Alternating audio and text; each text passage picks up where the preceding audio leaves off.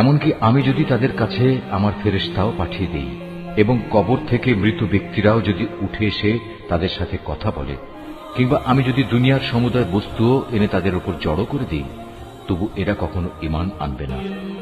অবশ্য এদের কারো ব্যাপারে যদি আল্লাহ তাআলা ভিন্ন কিছু চান তা আলাদা কথা। আসলে এদের অধিকাংশ ব্যক্তি মূর্খের আচরণ করে। আমি এভাবেই প্রত্যেক নবীর জন্য যুগে যুগে কিছু কিছু দুশমন বানিয়ে রেখেছি মানুষের মধ্যে থেকে, কিছু আবার জিনদের মাঝ থেকে, যারা প্রতারণা করার উদ্দেশ্যে একে অন্যকে চমকপ্রদ কথা বলে। তোমার মালিক চাইলে তারা অবশ্য এটা করতে পারত না, অতএব তুমি তাদের ছেড়ে দাও। তারা যা পারে মিথ্যা রচনা করে বেড়াক। যারা শেষ বিচারের দিনের উপর ঈমান রাখে না, তাদের মন এর ফলে শয়তানের প্রতি অনুরাগী হয়ে পড়ে, যাতে করে তারা তার ব্যাপারে সন্তুষ্ট থাকতে পারে। সর্বোপরি তারা যেসব কুকর্ম চালিয়ে যেতে চায় তাও এর ফলে নির্বিঘ্নে তারা চালিয়ে যেতে পারে। তুমি বলো, আমি কি আল্লাহ তাআলা ছাড়া অন্য কোন ফয়সালাকারী সন্ধান করব?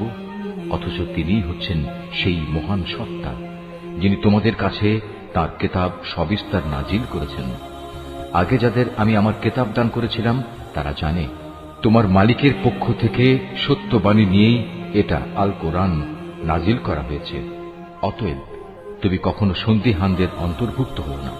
ন্যায় ও ইনসাফের আলোকে তোমার মালিকের কথাগুলো পরিপূর্ণ এবং তার এ কথা পরিবর্তন করার কেউ নেই। তিনি সর্বশ্রোতা, সর্বজ্ঞ। হে মুহাম্মদ, দুনিয়ার অধিকাংশ মানুষের কথা যদি তুমি মেনে চলো, তাহলে তারা তোমাকে আল্লাহ তাআলার পথ থেকে বিচ্যুত করে ছাড়বে, কেননা এরা নিছক অনুমানের উপর ভিত্তি করেই চলে। অধিকাংশ ব্যাপারে এরা মিথ্যা কথা ছড়ায়। তোমার মালিক নিঃসন্দেহে একথা ভালো করেই জানেন কে তার পথ ছেড়ে বিপদগামী হচ্ছে, আবার কে সঠিক পথের অনুসারী, তাও তিনি সম্মুখ অবগত রয়েছেন। যদি আল্লাহ তাআলার আয়াতের উপর তোমরা বিশ্বাস করো, তাহলে তোমরা শুধু সেসব জন্তুর গোশত খাবে যার উপর জবাই করার সময় আল্লাহ তাআলার নাম নেওয়া হয়েছে। তোমাদের একই হয়েছে, তোমরা সেসব জন্তুর গোশত কেন খাবে না যার উপর জবাইয়ের সময় আল্লাহ তাআলার নাম নেওয়া হয়েছে? বিশেষ করে যখন আল্লাহ তাআলা পরিষ্কার করে বলে দিয়েছেন যে তিনি তোমাদের উপর কোন কোন বস্তু হারাম করেছেন। সে কথা আলাদা যখন তোমাদের একান্ত নিরুপায় অবস্থায় ফেলে দেয়া হয়। অধিকাংশ মানুষ সুষ্ঠু জ্ঞান ছাড়াই নিজেদের খেয়াল খুশি মতো মানুষকে বিপথে চালিত করে। নিঃসন্দেহে তোমার মালিক সীমা লঙ্ঘনকারীদের ভালো করেই জানেন। তোমরা প্রকাশ্য গুনাহ থেকে বেঁচে থাকো, গোপন গুনাহ থেকেও বেঁচে থাকো। নিঃসন্দেহে যারা কোনো গুনাহের কাজ করবে তাদের কৃতকর্মের যথাযথ ফল তাদের প্রদান করা হবে। জবাইয়ের সময় যার উপর আল্লাহ তাআলার নাম নেওয়া হয়নি সে জন্তুর গোশত তোমরা কখনো খাবে না, কেননা তা হচ্ছে জঘন্য গুনাহের কাজ। শয়তানের কাজই হচ্ছে তার সঙ্গী সাথীদের মনে প্ররোচনা দেয়া, যেন তারা তোমাদের সাথে এ নিয়ে ঝগড়া বিবাদে লিপ্ত হয়। যদি তোমরা তাদের কথা মেনে চলো, তাহলে অবশ্যই তোমরা মুশরিক হয়ে পড়বে। যে ব্যক্তি একসময় ছিল মৃত, অতঃপর আমি তাকে জীবিত করলাম, তদুপরি তার জন্য এমন এক আলোকবর্তিকাও আমি বানিয়ে দিলাম যার আলো দিয়ে মানুষের সমাজে সে চলার দিশা পাচ্ছে। সে কি কখনো সে ব্যক্তির মতো হতে পারে যে এমন অন্ধকারে পড়ে আছে যেখান থেকে সে কোনো ক্রমে বেরিয়ে আসতে পারছে না? এভাবেই কাফেরদের কাছে তাদের কর্মকাণ্ড শোভনীয় ও সুখকর বানিয়ে রাখা হয়েছে। এভাবে আমি প্রত্যেক জনপদে তার কিছু কিছু বড় অপরাধী নিযুক্ত করে রেখেছি, যেন তারা সেখানে অন্যদের ধোঁকা দিতে পারে। আসলে এসব কিছুর মাধ্যমে তারা তাদের নিজেদেরই প্রতারিত করছে, অথচ তারা নিজেরা একথাটা মোটেই উপলব্ধি করতে পারছে না। তাদের কাছে যখনই আল্লাহর পক্ষ থেকে কোনো আয়াত আসে, তখন তারা বলে ওঠে, আমরা এর উপর কখনো ঈমান আনব না যতক্ষণ না আমাদেরও তাই দেয়া হয় যা আল্লাহ রাসূলদের দেয়া হয়েছে। আল্লাহ তাআলা ভালো করেই জানেন তার নবুয়ত তিনি কোথায় রাখবেন। যারা এ অপরাধ করেছে তারা অচিরেই আল্লাহর পক্ষ থেকে অপমান ও কঠিন আযাবের সম্মুখীন হবে। আল্লাহ তাআলা কাউকে সৎ পথে পরিচালিত করতে চাইলে তিনি তার হৃদয় ইসলামের জন্য খুলে দেন, আবার যাকে তিনি বিপদগামী করতে চান তার হৃদয় অতিশয় সংকীর্ণ করে দেন। তার ইসলামের অনুসরণ হয় এমন যেন কোনো একজন ব্যক্তি আকাশে চড়তে চাইছে, আর যারা আল্লাহর উপর বিশ্বাস করে না, আল্লাহ তাআলা এভাবেই তাদের উপর অপমানজনক এক লাঞ্ছনা ও নাপাকি ছেয়ে দেন। মূলত এটিই হচ্ছে তোমার মালিকের দেখানো সহজ সরল পথ। আমি অবশ্যই আমার আয়াতসমূহ উপদেশ গ্রহণে আগ্রহী সম্প্রদায়ের জন্য বিশদভাবে বর্ণনা করেছি। তাদের মালিকের কাছে রয়েছে তাদের জন্য শান্তির এক সুন্দর নিবাস। আল্লাহ তাআলাই তাদের অভিভাবক। দুনিয়ায় তারা যা করত এটা হচ্ছে তারই বিনিময়। স্মরণ করো, যেদিন আল্লাহ তাআলা সবাইকে একত্রিত করবেন, তখন তিনি শয়তানরূপী জিনদের বলবেন, হে জিন সম্প্রদায়, তোমরা তো বিভিন্ন সময় অনেক মানুষকে গোমরা করেছ। এ সময় মানুষের ভেতর থেকে যারা তাদের বন্ধু, তারা বলবে, হে আমাদের মালিক, আমরা এক একজনকে ব্যবহার করে দুনিয়ার জীবনে প্রচুর লাভ কামিয়েছি, আর এভাবেই আমরা চূড়ান্ত সময়ে এসে হাজির হয়েছি যা তুমি আমাদের জন্য নির্দিষ্ট করে রেখেছিলে।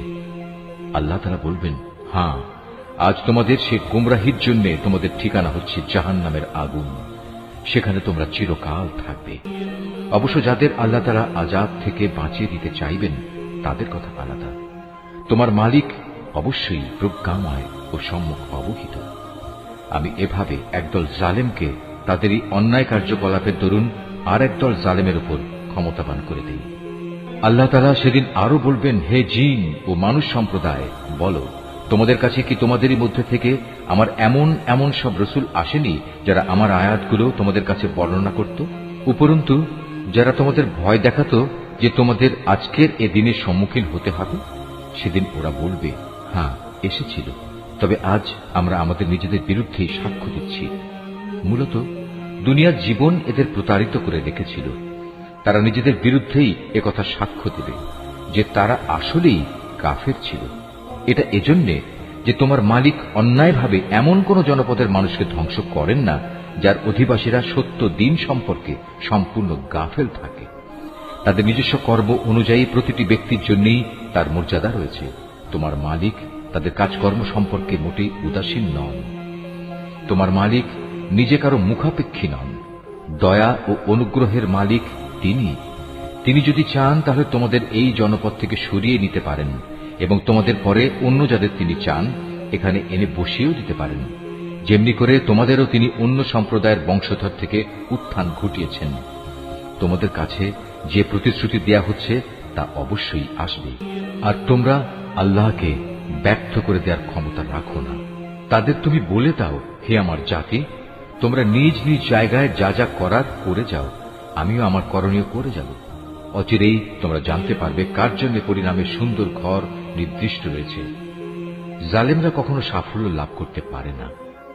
স্বয়ং আল্লাহ তাআলা যে শস্য উৎপাদন করেছেন এবং গবাদি পশু সৃষ্টি করেছেন, এই মূর্খ ব্যক্তিরা তারই এক অংশ আল্লাহর জন্য নির্দিষ্ট করে রাখে এবং নিজেদের খেয়াল খুশি মতো একথা বলে, এ অংশ হচ্ছে আল্লাহর জন্য আর এ অংশ হচ্ছে আমাদের দেবতার জন্য। অতঃপর যা তাদের দেবতাদের জন্য রাখা হয় তা কখনো আল্লাহর কাছ পর্যন্ত পৌঁছায় না।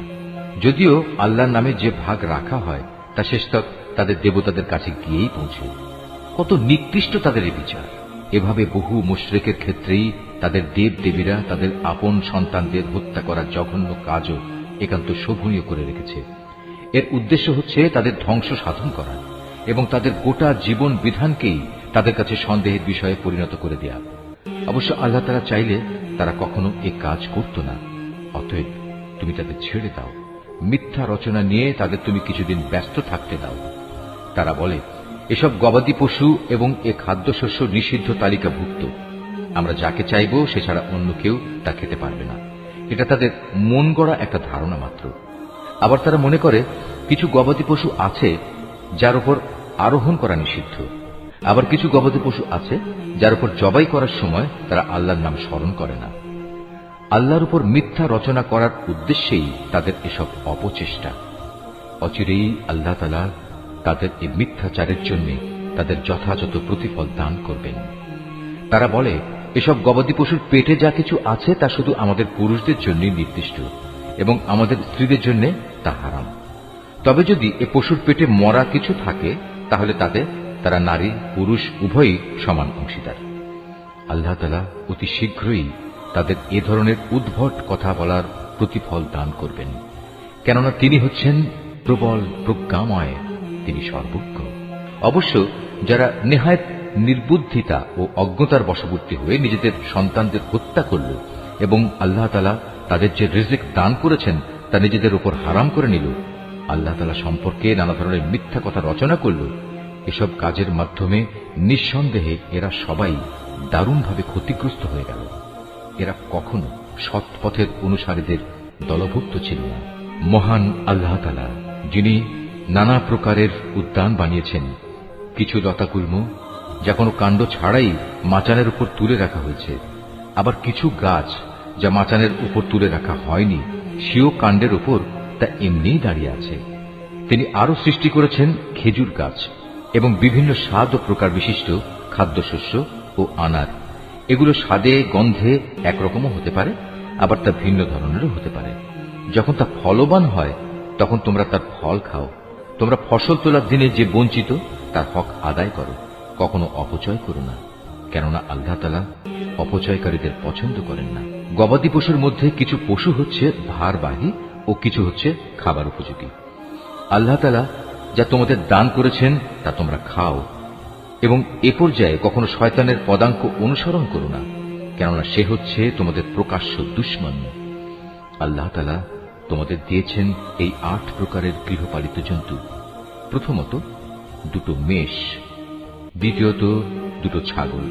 হে মুহাম্মদ, তুমি তাদের জিজ্ঞেস করো, এর নর 2 কিংবা মাদি 2 কিংবা তাদের পেটে যা কিছু আছে তার কোনটি কি আল্লাহ তাআলা তোমাদের জন্য হারাম করেছেন? তোমরা আমাকে প্রমাণ সহ বলো যদি তোমরা সত্যবাদী হও। তৃতীয়ত 2 উট, চতুর্থত 2 গরু।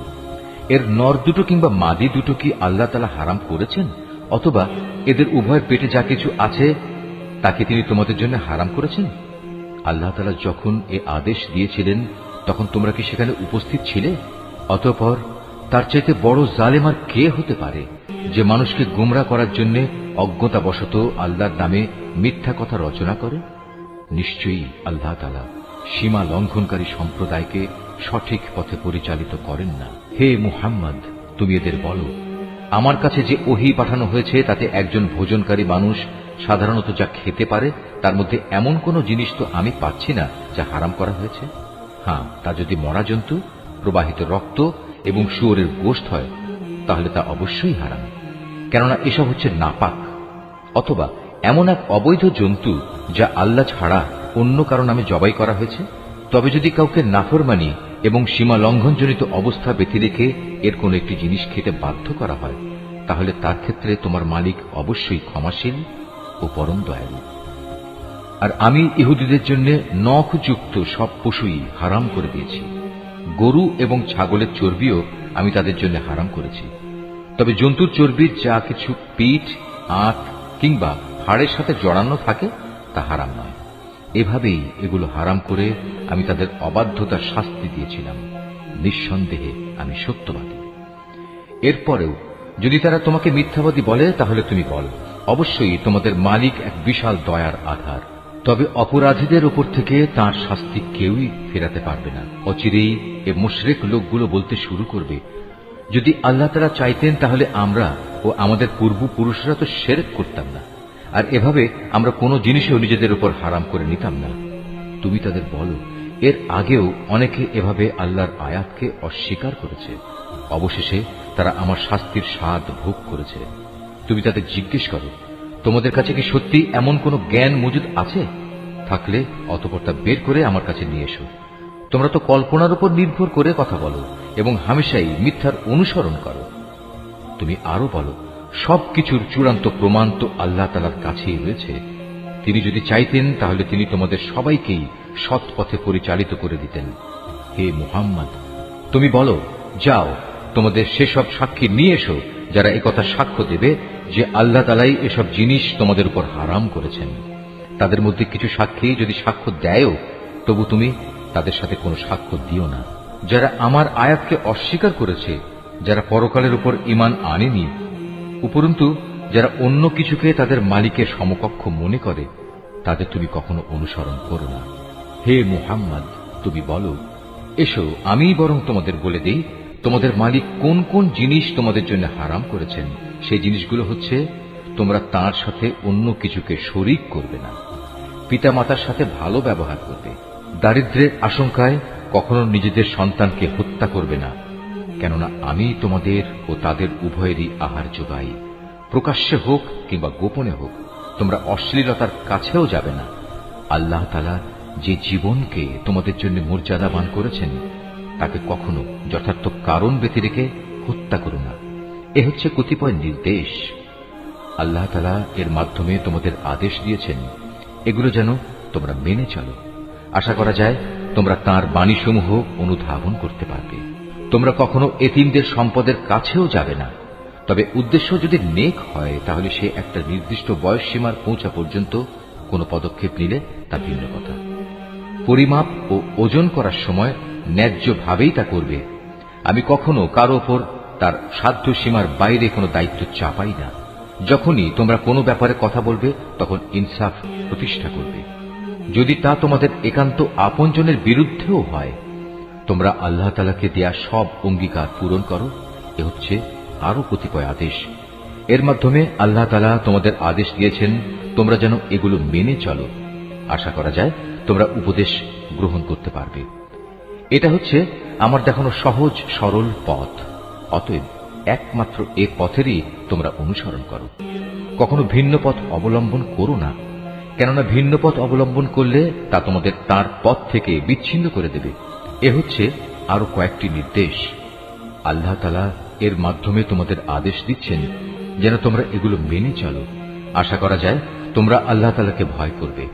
অতঃপর আমি মূসাকে হেদায়েত সম্বলিত কিতাব দান করেছিলাম। তা ছিল পরিপূর্ণ এবং বিশদ হেদায়েত ও রহমত, যাতে করে বনি ইসরাইল সম্প্রদায়ের লোকেরা একথার উপর বিশ্বাস স্থাপন করে যে একদিন তাদের সবাইকে তাদের মালিকের সমীপে হাজির হতে হবে। এ কল্যাণময় কিতাবও আমি তোমাদের জন্য নাজিল করেছি।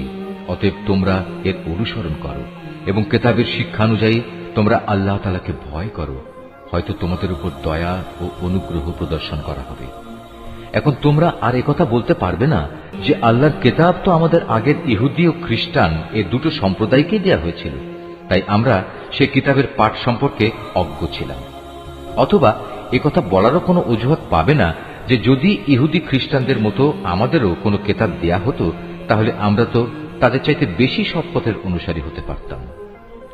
আজ তোমাদের কাছে সত্যি তোমাদের মালিকের পক্ষ থেকে সুস্পষ্ট প্রমাণ, হেদায়েত ও রহমত সর্বস্ব কিতাব এসেছে। তোমরা এর অনুসরণ করো। তার চাইতে বড় জালেম আর কে যে আল্লাহর আয়াতসমূহকে অস্বীকার করবে এবং তা থেকে মুখ ফিরিয়ে নেবে? জেনে রেখো, যারাই এভাবে আমার আয়াত থেকে মুখ ফিরিয়ে নেয় অচিরেই আমি তাদের এ জঘন্য আচরণের জন্য এক নিকৃষ্ট ধরনের শাস্তি দেব। তারা কি সেদিনের প্রতীক্ষা করছে যে তাদের কাছে আসমান থেকে আল্লাহ তাআলার ফেরেশতা নাজিল হবে, কিংবা স্বয়ং তোমাদের মালিকই তাদের কাছে এসে তাদের হাতে কিতাব দিয়ে যাবেন, অথবা মালিকের পক্ষ থেকে কোনো নিদর্শনের কোনো অংশ এসে তাদের জান্নাত জাহান্নাম দেখিয়ে দিয়ে যাবে? অথচ যেদিন সত্যি তোমার মালিকের পক্ষ থেকে এমন কোনো নিদর্শন আসবে সেদিন তো হবে কিয়ামতের দিন। তখন যে ব্যক্তি এর আগে ঈমান আনেনি কিংবা যে ব্যক্তি তার ঈমান দিয়ে ভালো কিছু অর্জন করেনি তার জন্য এ ঈমান আনাটা কোনোই কাজে আসবে না। হে মুহাম্মদ, তুমি তাদের বলো, ঠিক আছে, তোমরাও প্রতীক্ষা করো, আমিও প্রতীক্ষা করছি। যারা নিজেদের দিনকে টুকরো টুকরো করে নিজেরাই নানা দল উপদলে বিভক্ত হয়ে গেছে তাদের কোনো দায়িত্বই তোমার উপর নেই। তাদের ফয়সালার ব্যাপারটা আল্লাহ তাআলার হাতে। যেদিন তারা তার কাছে ফিরে যাবে তখন তিনি তাদের বিস্তারিত বলবেন তারা কে কি করছিল। তোমাদের মাঝে কেউ যদি একটা সৎ কাজ নিয়ে আল্লাহ তাআলার সামনে আসে তাহলে তার জন্য 10 গুণ বিনিময়ের ব্যবস্থা থাকবে। অপরদিকে যদি কেউ একটা গুনাহের কাজ নিয়ে আল্লাহ তাআলার কাছে আসে তাকে তার একটাই প্রতিফল দেয়া হবে। সেদিন তাদের কারো উপর জুলুম করা হবে না। হে মুহাম্মদ, তুমি তাদের বলো, অবশ্যই আমার মালিক আমাকে সঠিক পথ দেখিয়েছেন, সুপ্রতিষ্ঠিত জীবন বিধান। এটাই হচ্ছে ইব্রাহিমের একনিষ্ঠ পথ। সে কখনো মুশরিকদের দলভুক্ত ছিল না। তুমি একান্ত বিনয়ের সাথে বলো, অবশ্যই আমার নামাজ, আমার ইবাদত, আমার জীবন, আমার মৃত্যু সব কিছুই সৃষ্টিকুলের মালিক আল্লাহ তাআলার জন্য। তার শরীক সমকক্ষ কেউ নেই। আর একথা বলার জন্যই আমাকে আদেশ দেয়া হয়েছে। আত্মসমর্পণকারী মুসলমানদের মধ্যে আমি হচ্ছি সর্বপ্রথম। তুমি আরো বলো, এরপরেও আমি কি আল্লাহ তাআলা ছাড়া অন্য কোনো মালিক সন্ধান করে বেড়াবো? অথচ আমি জানি তিনি সবকিছুর নিরঙ্কুশ মালিক। তার বিধান হচ্ছে প্রতিটি ব্যক্তি তার কৃতকর্মের জন্য এককভাবে নিজেই দায়ী হবে এবং কিয়ামতের দিন কোনো বোঝা বহনকারী ব্যক্তি অন্য কোনো লোকের পাপের বোঝা বহন করবে না। অতঃপর একদিন তোমাদের সবাইকে তোমাদের আসল মালিকের কাছে ফিরে যেতে হবে। সেদিন আল্লাহ তাআলা তোমাদের সেসব কিছুই জানিয়ে দেবেন। দুনিয়ার জীবনে যা নিয়ে তোমরা মতবিরোধ করতে, তিনি সে মহান সত্তা, তিনি তোমাদের এ জমিনে তার প্রতিনিধি বানিয়েছেন এবং এ কারণে তিনি তোমাদের একজনকে অন্যজনের উপর কিছু বেশি মর্যাদা দান করেছেন। এর উদ্দেশ্য হচ্ছে আল্লাহ তাআলা তোমাদের সবাইকে যা কিছু দিয়েছেন তা দিয়েই তিনি তোমাদের কাছ থেকে কৃতজ্ঞতার পরীক্ষা নিতে চান। জেনে রেখো, তোমার মালিক শাস্তি দানের ব্যাপারে অত্যন্ত কঠোর ও তৎপর। আবার তিনি বড়ই ক্ষমাশীল ও পরম দয়াময়। সূরা আল আরাফ। রহমান রহিম আল্লাহ তাআলার নামে। আলিফ লাম মিম সাদ। হে নবী, এ মহাগ্রন্থ তোমার উপর নাজিল করা হয়েছে যেন তুমি এর দ্বারা কাফেরদের ভয় দেখাতে পারো। ঈমানদারদের জন্য এটি হচ্ছে একটি স্মরণিকা। অতএব এ ব্যাপারে তোমার মনে যেন কোনো প্রকারের সংকীর্ণতা না থাকে। হে মানুষ, এ কিতাবে তোমাদের মালিকের কাছ থেকে তোমাদের কাছে যা কিছু পাঠানো হয়েছে তোমরা তা যথাযথ অনুসরণ করো এবং তা বাদ দিয়ে তোমরা অন্য কোনো কর্তৃপক্ষের অনুসরণ করো না। তোমরা খুব কমই উপদেশ মেনে চলো। এমন কত জনপদ আমি ধ্বংস করে দিয়েছি, তাদের উপর আমার আযাব আসত যখন তারা রাতের বেলায় ঘুমিয়ে থাকত, কিংবা আযাব আসত মধ্যদিনে যখন তারা আহারের পর বিশ্রাম করত। আর এভাবে যখন তাদের উপর আমার আযাব নাজিল হতো তখন তাদের মুখে শুধু একটি কথাই থাকত যে অবশ্যই আমরা ছিলাম জালেম। যাদের কাছে নবী পাঠানো হয়েছিল অবশ্যই আমি তাদের জিজ্ঞেস করব। একইভাবে রসুলদেরও আমি প্রশ্ন করব মানুষরা তাদের সাথে কি আচরণ করেছে। অতঃপর আমি আমার নিজস্ব জ্ঞান দ্বারা তাদের প্রত্যেকের কাছে প্রত্যেকের কার্যগুলি খুলে খুলে বর্ণনা করব, কারণ আমি তো সেখানে অনুপস্থিত ছিলাম না। সেদিন পাপ পুণ্যের পরিমাপ ঠিকভাবেই করা হবে। সেদিন যাদের নেকি ওজনের পাল্লায় ভারী হবে তারাই সফল হবে, আর যাদের পাল্লা সেদিন হালকা হবে তারা হচ্ছে এমন সব লোক যারা নিজেরাই নিজেদের ক্ষতি সাধন করেছে, কারণ এরা দুনিয়ার জীবনে আমার আয়াতসমূহ নিয়ে বাড়াবাড়ি করত। আমি তোমাদের এই জমিনের ওপর প্রতিষ্ঠিত করেছি, এজন্য আমি তাতে তোমাদের জন্য সব ধরনের জীবিকার ব্যবস্থাও করে দিয়েছি, কিন্তু তোমরা আমার নিয়ামতের খুব কমই শুকর আদায় করে থাকো। আমি তোমাদের বানিয়েছি, অতঃপর আমি তোমাদের বিভিন্ন আকার অবয়ব দান করেছি। অতএব আমি ফেরেশতাদের বলেছি সম্মানের নিদর্শন হিসেবে তোমরা আদমকে সাজদা করো। তখন আমার আদেশে সবাই আদমকে সাজদা করল, একমাত্র ইবলিস ছাড়া। সে কিছুতেই সাজদাকারীদের মধ্যে শামিল হল না। আল্লাহ তাআলা বললেন, হে ইবলিস, আমি যখন নিজেই তোমাকে সাজদা করার আদেশ দিলাম তখন কোন জিনিস তোমাকে সাজদা করা থেকে বিরত রাখলো? ইবলিস বলল, আমি কেন তাকে সাজদা করব? আমি তো তার চেয়ে উত্তম, কারণ তুমি আমাকে বানিয়েছ আগুন থেকে আর তাকে বানিয়েছ মাটি থেকে। আল্লাহ তাআলা বললেন, তুমি এক্ষুনি এখান থেকে নেমে যাও। এখানে বসে অহংকার করবে এটা তোমার পক্ষে কখনো সাজে না। যাও, এখান থেকে বেরিয়ে যাও, কেননা তুমি অপমানিতদেরই একজন। সে বলল, হে আল্লাহ, তুমি আমাকে সেদিন পর্যন্ত শয়তানি করার অবকাশ দাও যেদিন এ আদম সন্তানদের পুনরায় কবর থেকে ওঠানো হবে। আল্লাহ তাআলা বললেন, হ্যাঁ যাও, যাদের অবকাশ দেওয়া হয়েছে তুমিও তাদের একজন। সে বলল, যেহেতু তুমি এ আদমের জন্যই আমাকে পথভ্রষ্ট করলে, তাই আমিও এদের গুমরাহ করার জন্য অবশ্যই তোমার প্রদর্শিত প্রতিটি সরল পথের বাঁকে বাঁকে ওত পেতে বসে থাকব। অতঃপর তাদের পথভ্রষ্ট করার জন্য আমি তাদের কাছে অবশ্যই আসব তাদের সামনের দিক থেকে, তাদের পেছন দিক থেকে, তাদের ডান দিক থেকে, তাদের বাঁ দিক থেকে। ফলে তুমি এদের অধিকাংশ লোককেই তোমার নিয়ামতের প্রতি কৃতজ্ঞতা আদায়কারী হিসেবে দেখতে পাবে না। আল্লাহ তাআলা বললেন, বের হয়ে যাও তুমি এখান থেকে অপমানিত ও বিতাড়িত অবস্থায়। আদম সন্তানের যারাই তোমার অনুসরণ করবে তাদের এবং তোমাদের সবাইকে দিয়ে নিশ্চয়ই আমি জাহান্নাম পূর্ণ করে দেব।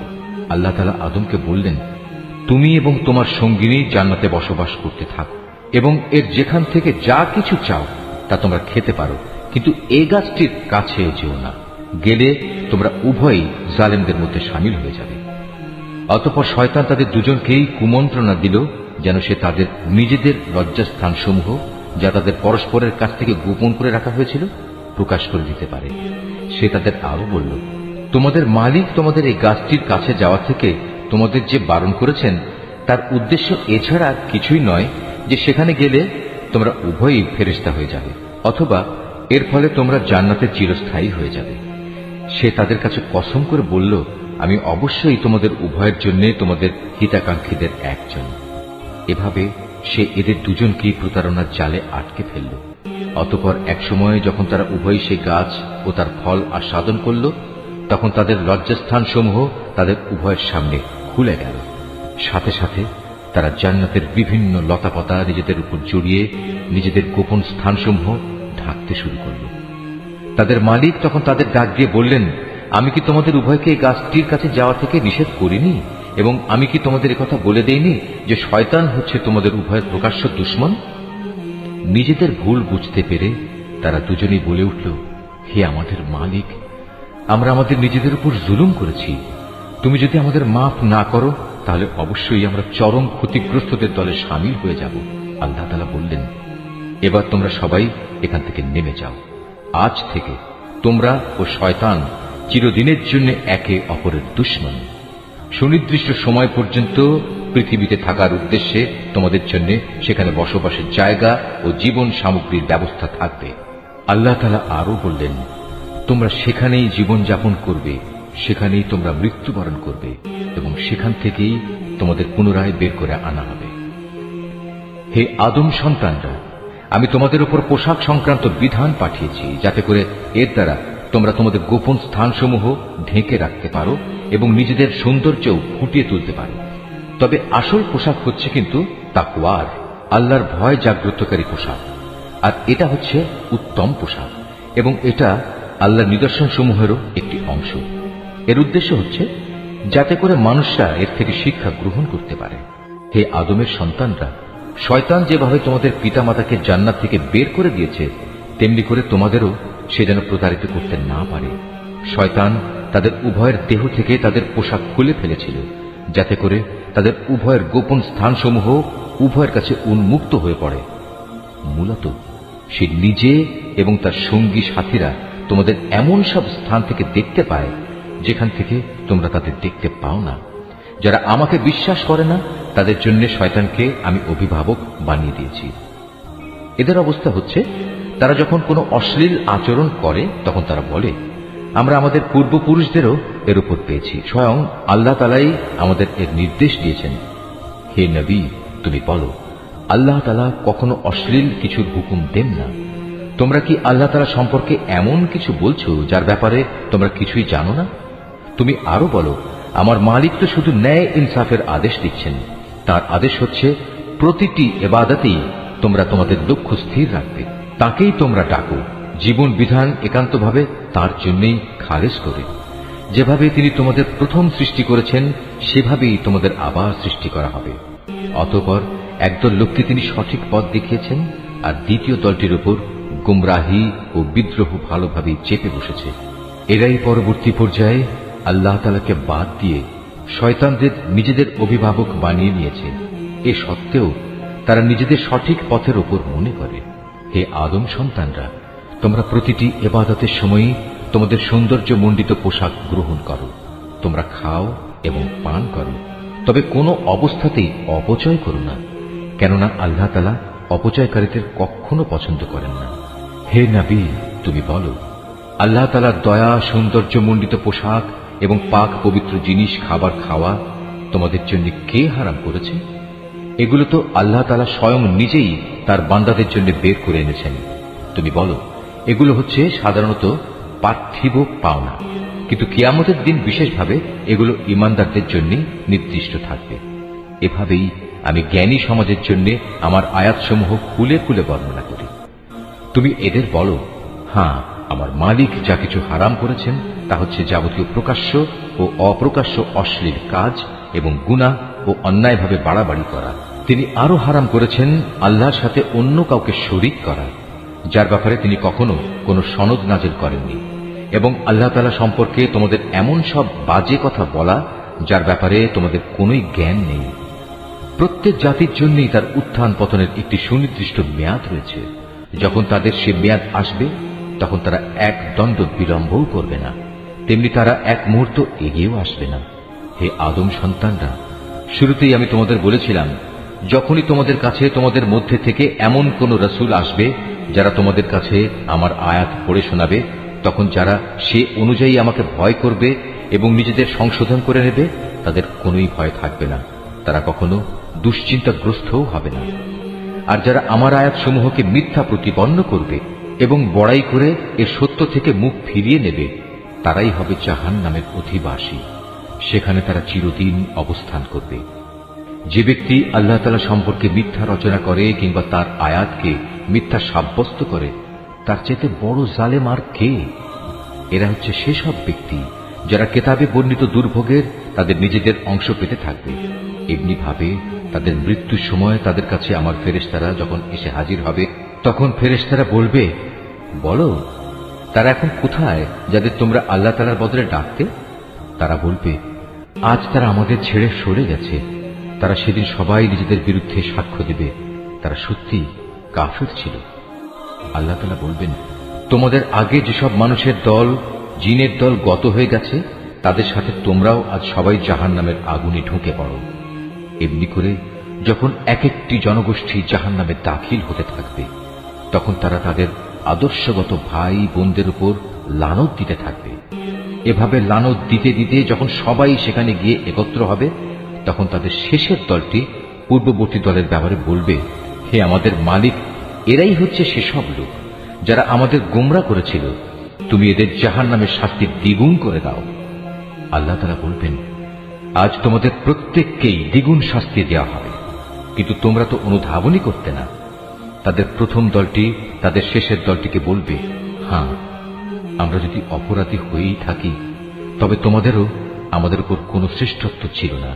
এ সময়ই আল্লাহর ঘোষণা আসবে, এখন তোমরা সবাই নিজ নিজ কর্মফলের বিনিময়ে জাহান্নামের আযাবের স্বাদ গ্রহণ করতে থাকো।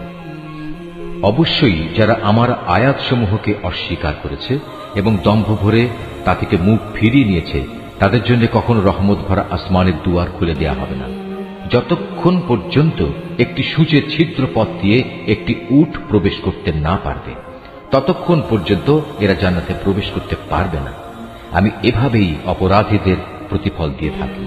সেদিন তাদের জন্য নিচের বিছানাও হবে জাহান্নামের, আবার জাহান্নামই হবে তাদের উপরের আচ্ছাদন। এভাবেই জালেমদের আমি প্রতিফল দিয়ে থাকি। অপরদিকে যারা আমার উপর ঈমান এনেছে এবং নেক আমল করেছে, আমি তাদের কারো উপর তাদের সাধ্যের বাইরে দায়িত্বভার অর্পণ করি না।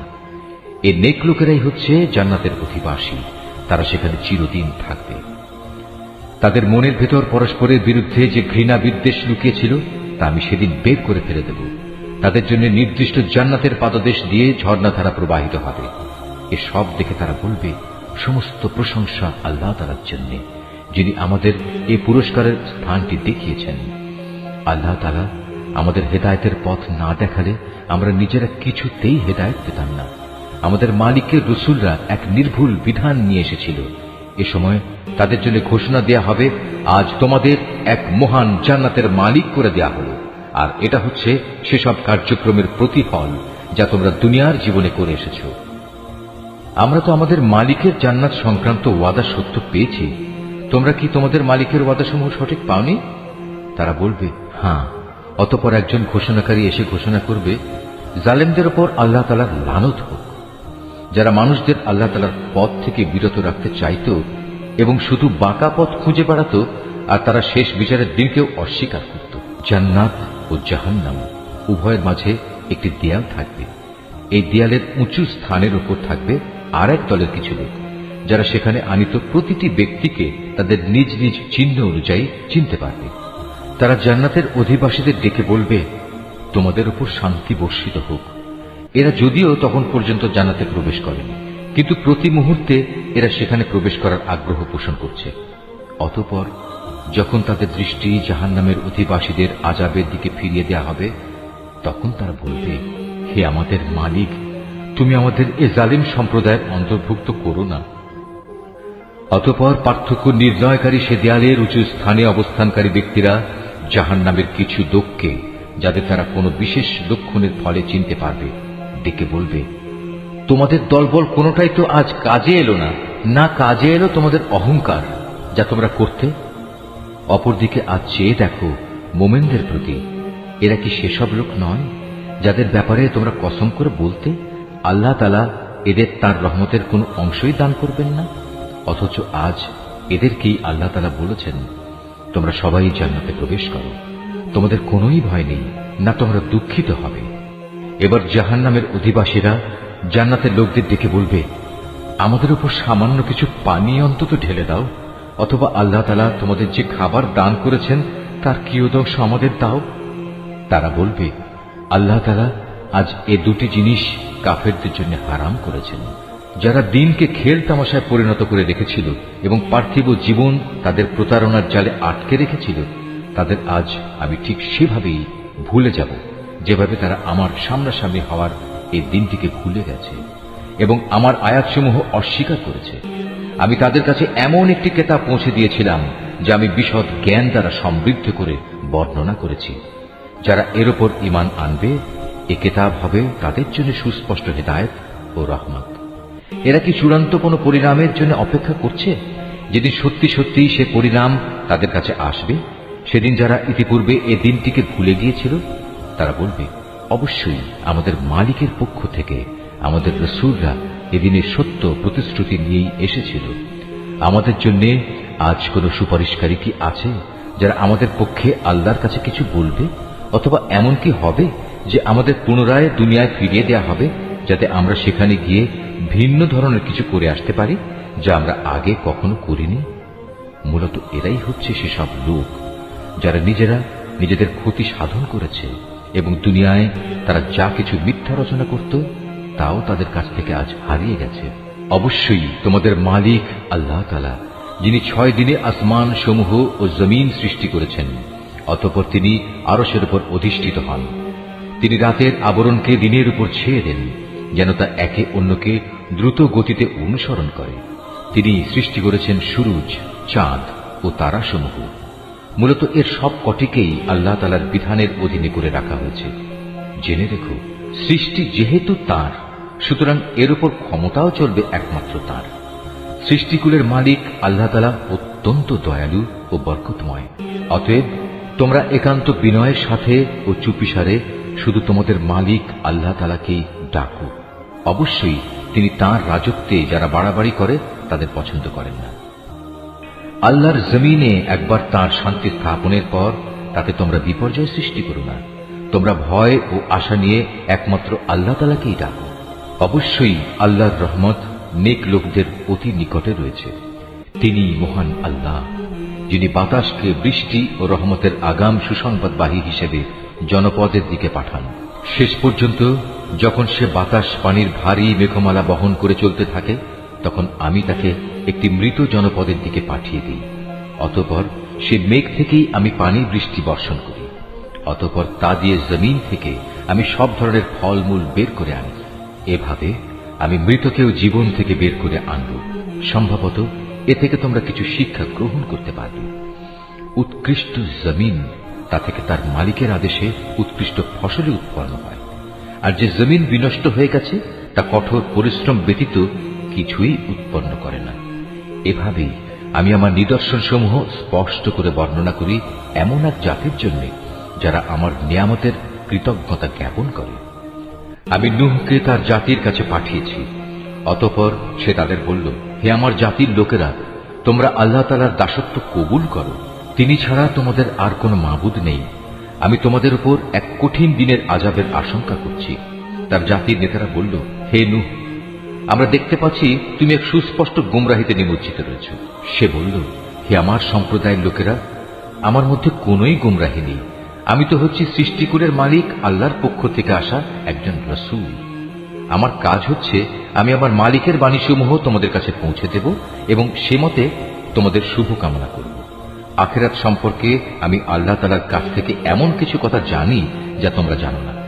তোমরা কি এতে আশ্চর্যান্বিত হচ্ছ যে তোমাদের উপর তোমাদেরই মতো একজন মানুষের মাধ্যমে আল্লাহ তাআলার বাণী এসেছে, যাতে করে সে তোমাদের আযাব সম্পর্কে সতর্ক করে দিতে পারে?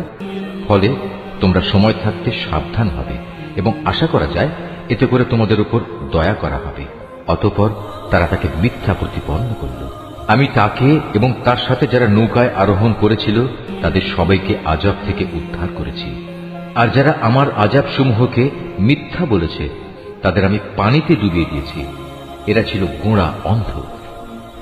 আমি আদ জাতির কাছে পাঠিয়েছিলাম তাদেরই এক ভাই হুদকে। সে তাদের বলল, হে আমার জাতি, তোমরা এক আল্লাহ তাআলার দাসত্ব স্বীকার করো, তিনি ছাড়া তোমাদের দ্বিতীয় কোনো ইলাহ নেই। তোমরা কি তাকে ভয় করবে না?